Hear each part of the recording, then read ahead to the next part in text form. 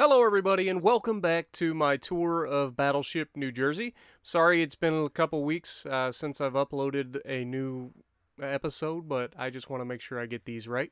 So, in today's episode we are going to be checking out the plotting room, and then we're going to be heading down into engineering and checking out the boilers and the turbines and all of the good stuff with the prop shaft as well. So, with that being said, I just want to say thank you to Battleship New Jersey Museum, as well as Ryan Szimanski for the tour. I appreciate them, as well as everybody who has been on screen for this entire time. Thank you guys for making this video possible with your generous donations, as well as those of you who just continue to watch the channel each and every day. I appreciate all of you for continuing to support this series as well as my channel. And if you like what I'm doing, punch the like button. Leave a comment below, subscribe to the channel if you haven't already, and as always, I will see you in the next video. Maybe at some point in the future. I don't know, crawling through the gun barrel was pretty fun. I was claustrophobic just watching. Yeah, if I find a 14-inch gun barrel, I'm going to try it on there next. I could barely squeeze through the hole that was made to crawl through. Texas? Texas has 14-inch guns, yeah. I'm not sure they'd let me. So this is the original Combat Information Center. It was designed as a 16-inch magazine, but by the time the ship was commissioned, they decided to build it as CIC. Our early ships during World War II that were getting radar, they were just putting radar wherever they could on the superstructure. They're all aftermarket. And that became a problem because you need a separate radar for surface search, a separate one for air search. Because they're two-dimensional, you needed a height finder to know what altitude your aircraft are flying at, sonar if your ship carries it. So you've got all these different consoles, and initially they were just installed wherever they could fit them, all over the ship. So the captain is not getting a clear picture of the battle space as these different consoles call in at different times, like, hey, I've got an aerial target bearing blah blah blah blah blah, and then somebody else calls in and says, hey, we've got aerial targets at a certain height, or surface target at this bearing. So the captain can't keep it all straight. So by 1943, when this one enters the fight, they had figured out, hey, if we put radar repeaters all in one room, well, now we can coordinate all from one space. You can plot it all on one plotting table or plotting board, and the captain does have a complete picture of the battle space. So for this ship's whole career, the captain still commands from the bridge. What you see is what you get. But on modern ships, the captain would command from a space like this, where he's got a complete picture of the entire battle space, and it would be a more junior officer commanding from the bridge, just driving the boat. So you guys saw CEC earlier, that how well restored that is. Our next step is to restore CIC the same way. So this is still off of the tour route, and we're still doing work in this space. Now, original 1942, it didn't have, I'm assuming, like the big aircon unit there, or was that there? This was one of the few spaces on the ship that had air conditioning, Okay. but this is the 1980s model. As built, very little air conditioning, just radio rooms, magazines, radar rooms like this. But after the Vietnam War, we switched from a draft military to an all-volunteer military. So the Navy has to come up with ways to make their ships more comfortable to get volunteers to sign up. So they added air conditioning through most of the ship, not all. They also added a closed-circuit television system. So most of the workshops and berthing compartments have a television in them that are all wired back into, we have our own TV studio where you can produce content. Or you can just throw in Betamax tapes, which is what the Navy was using in the 80s for whatever the movie of the day is. Pretty cool, man. So yeah, most of this stuff was not intact, and we've gone back and stripped it off of other ships, right on down to the rubberized linoleum flooring. You can see it's a mixed match of colors. Most of this came out of the auxiliary diesel generator space on the carrier Kennedy, and some of the rest came out of the destroyer Charles F. Adams. So we're going to keep going up that ladder, and then we'll head to Broadway.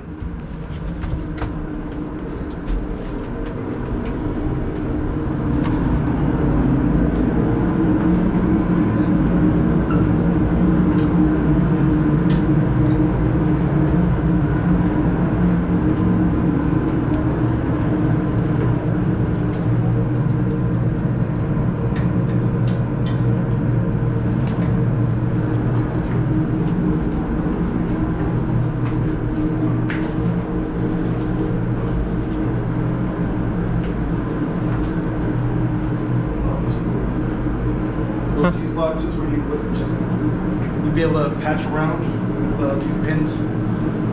I forget how they Transferring power from one space to another. Yep.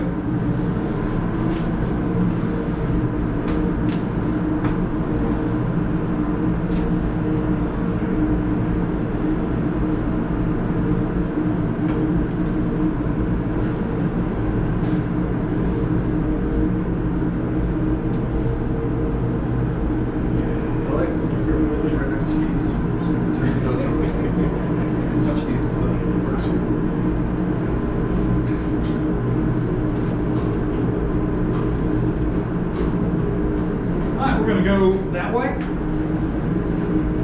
Yep. So on your right, there is Central Station. That is the third redundant steering position.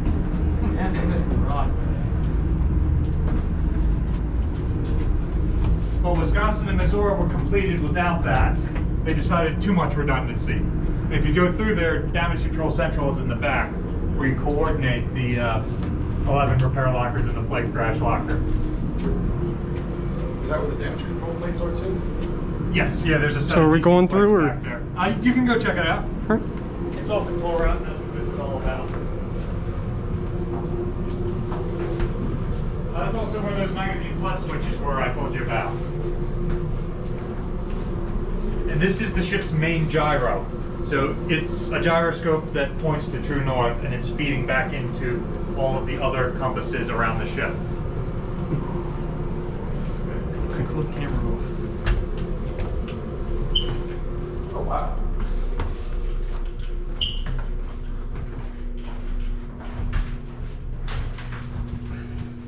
Design of the ship. Careful. Ouch. I say careful when I run into one. Yeah, so there's over 40 plates that make up the damage control book for New Jersey. So most repair lockers just have one of these booklets that'll open up, and it's just their part of the ship. You got so many of them spread out, why not? But we've got here at Damage Control Central several of these, so you can have all the plates up. And then that desk-looking thing there has slots that you can pull other sheets out of if needed. And they're laminated, so you can write on them in grease pencil. So that's often how you would mark damage throughout the ship as you're going through either an exercise or actual combat. And then wipe it off as you fix it.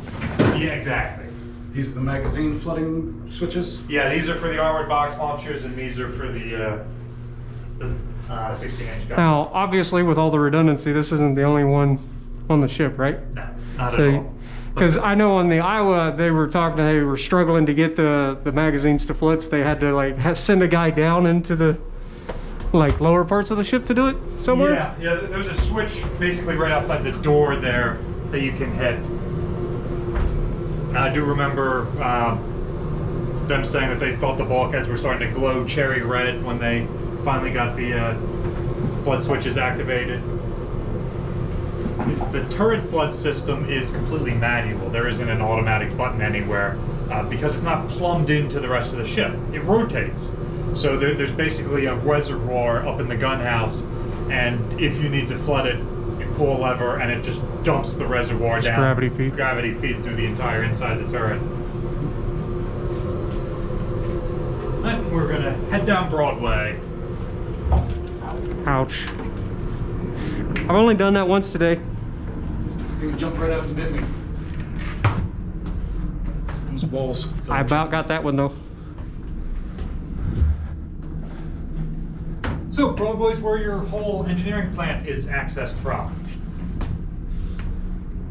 Oh, there are some engine nerds out there that are gonna love this. We're getting into the good stuff. Yeah, so Iowa-class battleships have 2 rudders and 4 propellers. Each propeller is fed from its own engine room. Each engine room has 4 turbines, 2 ship service turbo generators making electrical power, and 2 turbines that are making propulsive power attached to a gear reduction box. Each engine room is fed from its own fire room. So there's 4 engine rooms, there's 4 fire rooms. The fire rooms each have 2 boilers in them, and the boilers are making the steam that's then driving the turbines and everything else on the ship. And the Iowas actually got the low pressure turbine, right? Which is why they were able to double their horsepower. Yes, we've got both a high pressure and a low pressure turbine. Ah, this is sweet. That's a giant air conditioner. A big radiator right there. So we're looking at the top of one of our Babcock and Wilcox M-type boilers. Basically, we're heating water 3 times throughout the boiler. The boiler feed water comes in, and it's first heated up here where we're looking in the economizer. The economizer is just the exhaust from the fires in the firebox down below coming up through this stainless steel trunk to go up into the funnel, which is at this point 11 stories above us. So as that hot exhaust gas is going up, it's getting preheated. Or the water coming into the boiler is getting preheated. So then it goes down and it's heated up to saturated steam, and then it goes through a superheater, which is another set of burners, and that's how it gets up to 850 degrees and 600 pounds of pressure. Then it rises into the steam drum over here, which is the white round thing, and then from there it's siphoned off to the turbines to propel the ship, the turbo generators to make electrical power, the kettles in the galley, the whistle, the presses in the laundry, the radiator in the captain's cabin. Whatever you need, it's steam powered on a ship like this. So are the blue valves for water or steam, or is it just to tell you that it's cold water coming here, not the hot steam? Good question. The everything's color coded in the engineering spaces in the 80s. So blue is fresh water. Yep. White is steam. Green is salt water, which is usually used for cooling. Red is fire and flushing. Red and green striped is firefighting foam. White and gray striping is halon gas. Purple is aviation gasoline. Brown is sanitary. Like, there's a different color for absolutely every fluid that's moving through the ship.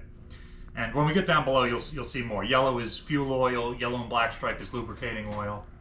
Now, when one of these ships goes to take off, like, they have to start preparing like several days ahead because you got to borrow steam from port, right? Yeah, let's head down. I'll show you.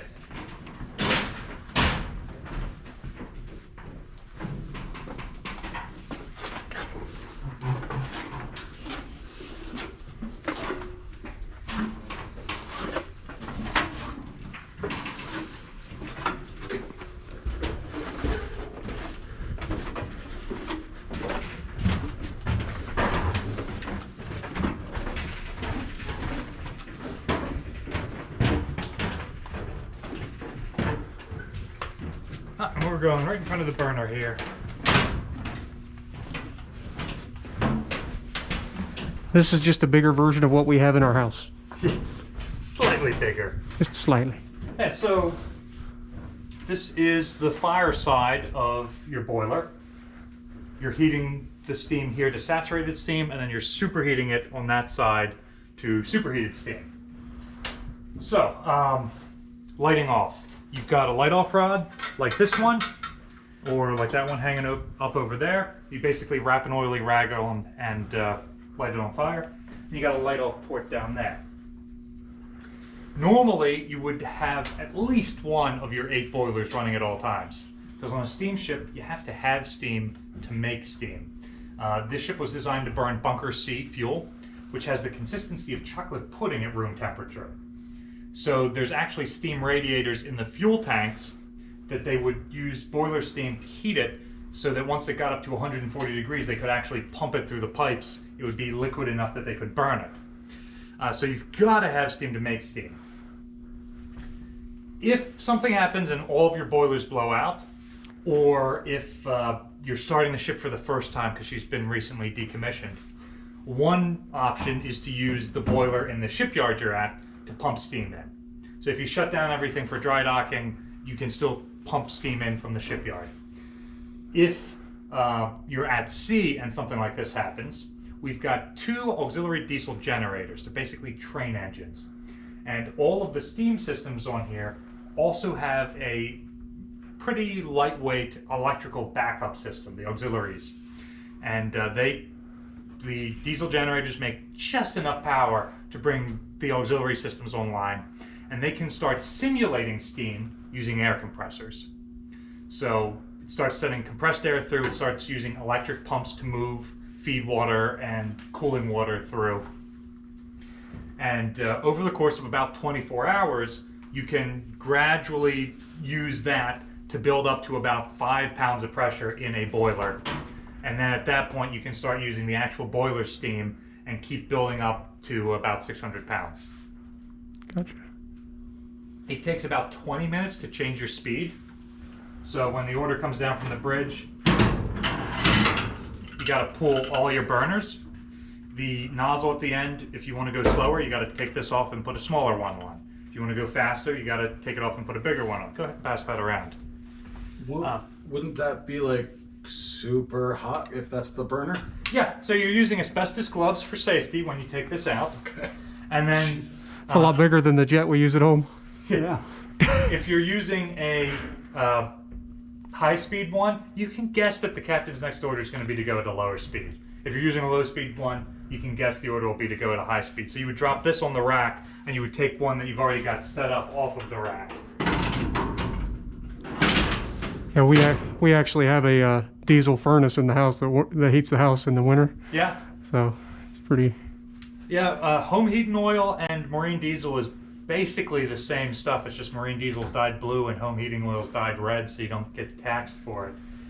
And this ship was converted to run off of diesel in the 80s. She didn't use bunker C anymore. So, and remember, we don't just have one burner. We've got 5 here on the saturated side and 4 more over there. So you got to change out all of those. And then you got to wait for the pressure inside the boiler to build up and the inertia of the ship to change. So about 24 hours to get started and about 20 minutes every time you change the speed. Now, it gets pretty hot down here, about 120 degrees, and there's no air conditioning. I told you earlier about the air conditioning they added. They didn't bother in the engineering spaces. There's no point, it's always going to be hot. So they do have steam-powered fans drawing air in from the outside. So it's forced draft ventilation. If it's 90 degrees in the South Pacific, that's 90-degree air coming down here. And if it's 120 degrees in here, 90 degrees gonna feel pretty darn good. Exactly. So everywhere there's supposed to be a watch standard down here, there's one of these air vents right overhead. If you look at the deck here, you'll notice the diamond tread is worn away a lot more than around it. It's what we call a worry plate. So for 4 hours at a time, for the 50 years that this ship was in and out of service, somebody stood down here.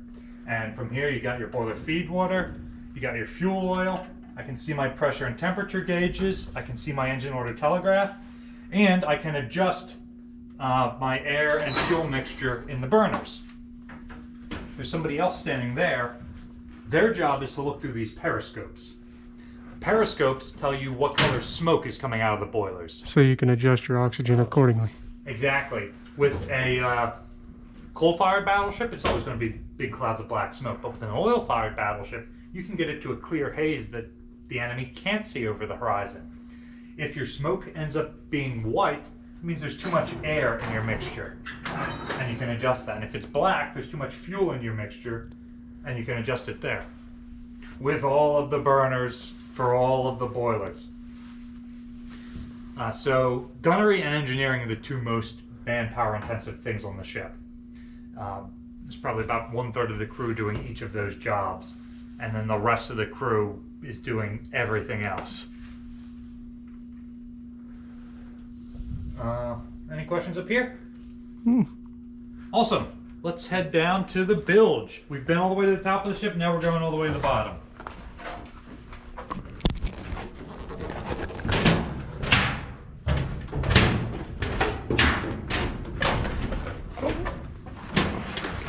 I like the foam.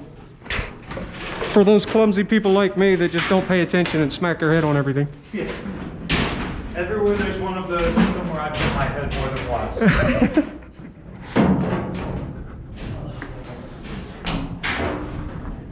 It got open in here all of a sudden.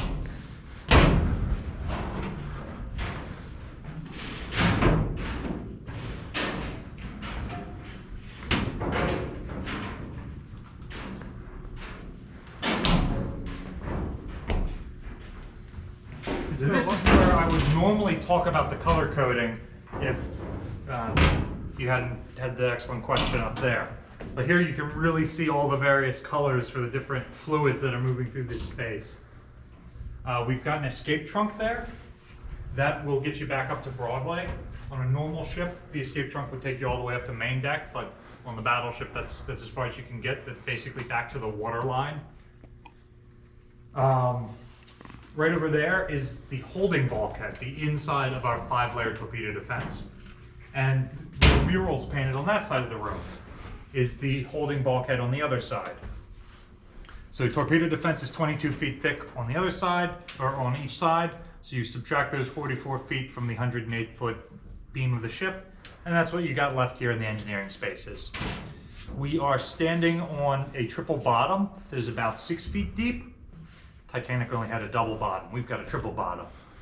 And if you look down below the floor plates there, that is the bilge, where any oil or water that has collected will end up. That's pretty much all. It's kind of an interesting place for a sink.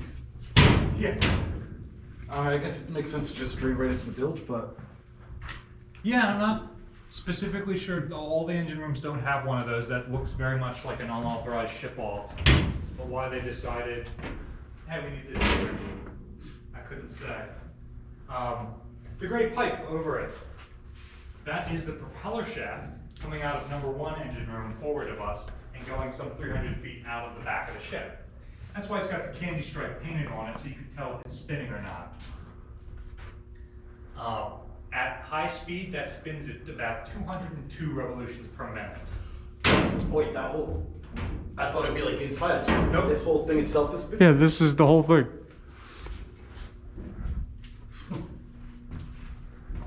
Yep, and it's a couple of different lengths that are all bolted together, and they go through a series of spring bearings and thrust bearings that are transmitting the force from it into the frame of the ship instead of back into the engine.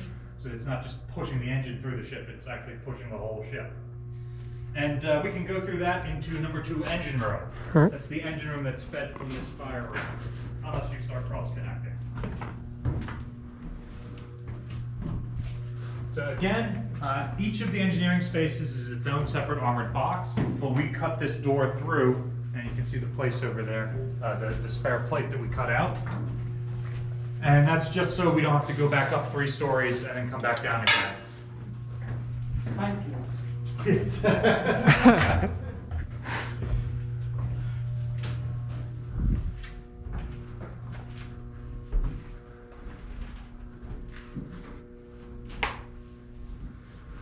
Boy, I imagine that was a job to clean that too a little bit. Look at the big old sockets.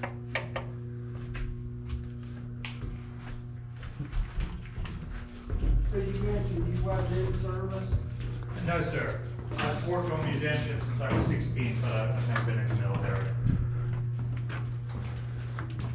So what kind of a seal do they have on the outside of the ship where the propeller shaft like meets the propeller on in the water? They use a couple of different materials, but it's just called a packing. It's like a fabric, sort of insulation-looking material that gets packed in there. And it swells up when it gets wet, and it allows the propeller to rotate without having, in our case, without any leaking. In some of the other battleships' case, they do have pretty consistent leaking through there. So, now that we're in the engine rooms, we've got the actual turbines overhead, and these down here are our condensers. The need for the condensers. Steam goes into the turbines at 600 pounds of pressure. It uses its energy to spin impeller blades, and then it becomes dead steam. It's got 0 psi. It's still steam, so we can't pump it back into the boiler to reheat it again, so we've got to use these condensers. They are basically pulling a vacuum to suck the dead steam down into them. If it's still got power, it's still moving, but once it becomes dead steam, it gets sucked down into the condensers. And each condenser is hooked up to sea chests. A sea chest is a hole in the bottom of the ship that allows water in. So they're holes that are intentionally there that are allowing cold seawater in, and it's just another heat exchanger. So the cold seawater is chilling the dead steam back into boiler feed water. Once it's boiler feed water, it can get pumped back into the boiler, and the seawater just keeps going and goes through another sea chest and ends up back in the ocean. On top of each of these is a steam-powered pump, which is what this whole structure is. If you are going less than 8 knots, you've got to use that pump to draw water through the system. If you're going at more than 8 knots, you're scooping water in naturally and you don't need that. And you've got auxiliary circulating pumps like these gray columns here that if we don't have steam power, these are what are coming on to draw the water in to get our system started up. These will be the ones running off the diesel generators you were talking about? Exactly, exactly. Make sense? Yep. Cool, let's head up one more level.